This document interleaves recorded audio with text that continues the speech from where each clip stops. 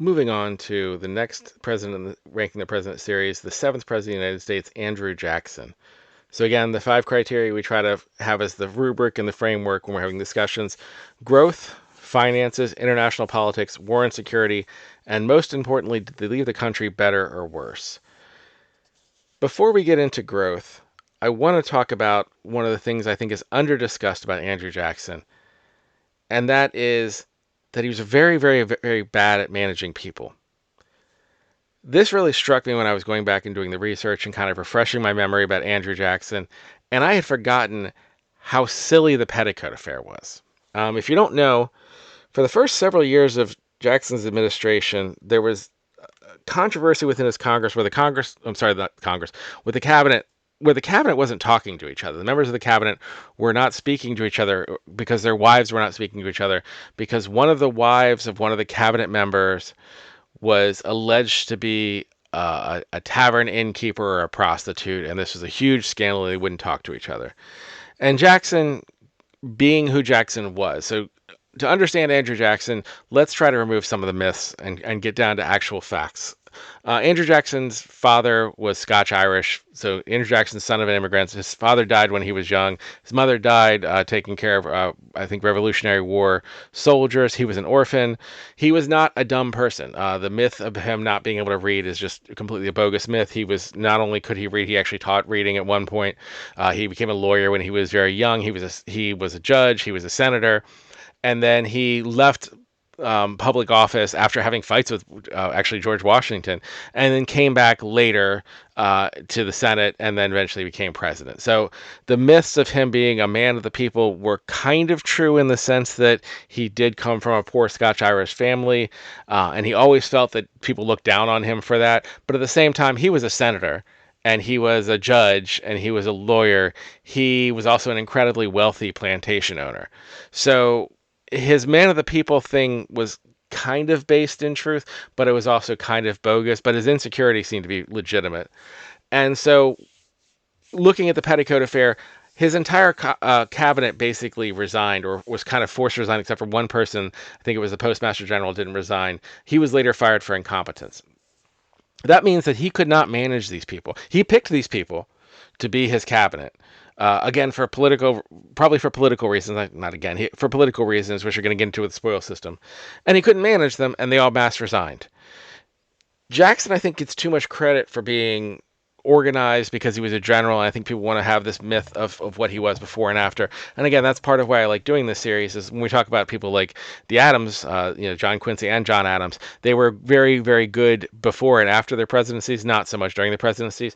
Jackson, he was probably a very organized and great general, and he was not a very organized president. The people he picked were not good at their job, and that led to the outcomes. So setting that as a baseline, getting rid of your preconceptions about, oh, is Andrew Jackson dumb, or is Andrew Jackson, he was not dumb. He was an older man, and that's the other things people forget. Like, Jackson was old and not in great health for a lot of period of time, and he was picking these people, basically politically picking them based on grievances, based on how he thought it would help him politically, based on him resenting people who he felt were looking down on him, and they weren't particularly competent people. He was not picking the best, and it kind of reflected in his presidency. Looking at in terms of growth, let's deal with one of the elephants in the room, probably the biggest elephant in the room, and that is Jackson's role in what would become the Trail of Tears, and the Native American genocide. In the last video, hopefully people didn't misinterpret what I was trying to say when I was making comparisons of Native Americans to immigrants. Obviously, the Native Americans were here. They're not an immigrant group. This land was theirs by right, and it was taken from them. It was more in terms of the Native Americans being a minority group within the country, similar to immigrants. And I think one of the reasons we need to discuss them being a minority group is because every time Native Americans came into contact with Europeans for the first time, 80 to 90% of them died of a European disease such as smallpox, measles, something of that effect.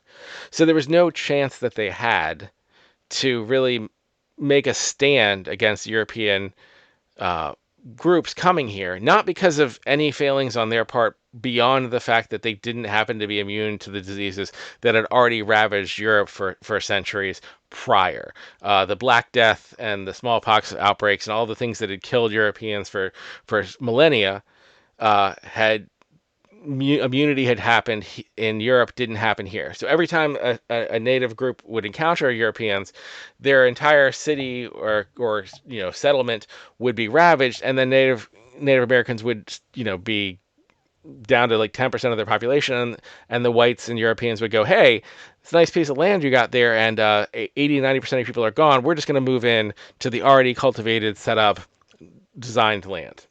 That was the thing that kept happening, and there was no real resistance to that.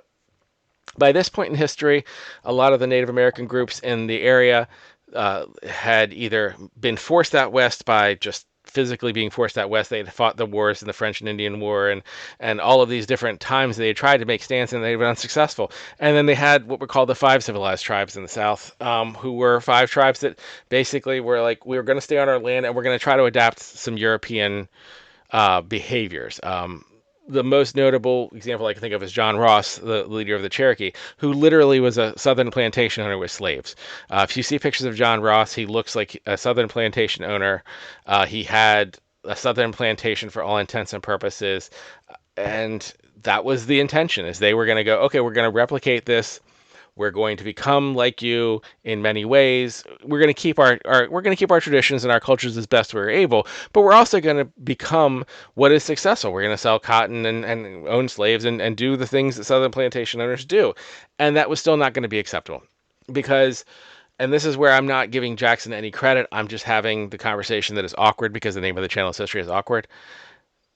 We had a society at that point that wanted to rationalize evil actions and had become very successful at it. We were literally enslaving an entire race of people at that time. And so in our minds, in the American consciousness, we've already rationalized that God must be okay with us enslaving people because we are the chosen people. The logic is obviously whites must be the chosen people. Otherwise, why would God do these horrible things to the people around us? It's not us. It's God's decision to force them into enslavement. It's not us. It's God's decision that these diseases are being spread. Under that logic and reasoning, when they wanted to do something horrible, they'd found ways to rationalize it. And they picked Jackson because Jackson was going to support them in doing it. It's not like Jackson himself was the one going out and force marching Native Americans across off of the land and across to areas where they had no knowledge of how to survive. That's what the Southern plantation owners wanted to do. That's what the Southern militia wanted to do, particularly after Nate Turner's rebellion. There was not a lot of empathy in America anymore. And that's the reality that Jackson was living in, and that's why he was picked. So I say that not to praise Jackson in any way, shape, or form, but to condemn where America was at that time. That being said, when you're looking at growth, there was a lot of westward expansion because of these horrible acts. There was the recognition of Texas as a separate state, which eventually would become the annexation of Texas. None of these are going to put him in the same area as like a Monroe or a Jefferson or a Washington as far as expansion. But it's to say that the growth was not a negative trait. During this time, the country was growing during his years in office for the most part, with one major problem that I'll talk about when we move into finances that I think also hits growth. Moving on to finances, Jackson kept the tariff of abominations, which absolutely infuriated his Southern voting base, particularly John Calhoun, who was his vice president, led to what was called the nullification process, where South Carolina threatened to secede, and Jackson threatened to send the military down and blockade South Carolina if they tried. One thing to Jackson's credit, which I'm not going to have a lot of things to his credit, but I'll say is, I think because who Jackson was, that South Carolina was probably more likely to concede that than they would have been if somebody else had been president. So with the nullification process, South Carolina didn't secede, but Jackson left the country, even though there was prosperity while he was in office. And many people who defend Jackson will say, look, the growth of the country, he balanced the budget. He's one of the only presidents who actually balanced the budget. When he left, because of what he did with the banks and because of his lack of investment in infrastructure, but mostly with him getting rid of the second bank and allowing a bunch of state banks to just be absolutely corrupt. And again, also just picking people for office who were completely incompetent. A year after he left was the Panic of 1837, which was a 4-year-long recession arguably a depression. So he sugar rushed the economy while he was in office and left one that was on the verge of collapsing to the point that for an entire presidential term, the country was in financial collapse and recession. That's on Jackson's ledger. People who defend Jackson want to pretend like it wasn't. I don't buy that. I don't agree with that. It's 100%. If you're in office for 8 years and a year after you leave, the entire economy collapses. That's on your ledger, and you have to own that. International politics, I don't think Jackson's like particularly notable one way or the other. He did expand trade to Asia in some ways. He did expand the Navy to protect American merchant ships. But again, with the tariffs of abominations, the trade was not that excessive. He did get France to pay off some of its debt. But all in all, I don't think anyone's going to cite him as being an exceptional, international leader. He kind of kept with the Monroe doctrine of, we'll watch our area, you saw yours. But again, I wouldn't knock him for anything in international politics. Similarly, in terms of war and security, I wouldn't specifically knock him for anything beyond a normal presidency. The nullification process didn't erupt into war. It could have. It didn't. Or at least in a secession crisis, it didn't. The Texas situation was something that I don't think Mexico was in any place where they were going to actually have a conflict. And it's not like he invaded. It was more just his acknowledgement and kind of helped Texas stand on its own.